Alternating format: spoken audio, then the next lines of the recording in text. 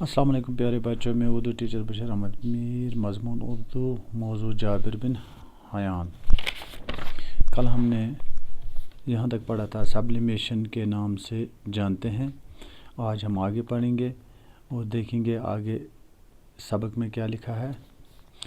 جابر یہیں نہیں رکا، اس نے آکسیڈیشن کا طریقہ بھی ایجاد کیا، لوہے پر تجربات کیے اور ہمیں بتایا کہ لوہے کو کس طرح صاف کر کے فولاد میں تبدیل کیا جا سکتا ہے۔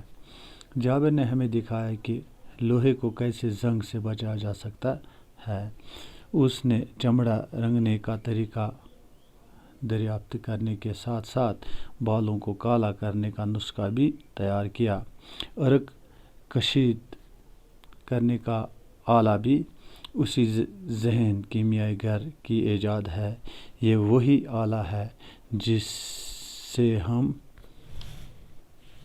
ریٹارڈ کے نام سے جانتے ہیں۔ تو یہ آج کا سبق، انشاءاللہ کل ہم سے آگے پڑھیں گے۔ اللہ حافظ۔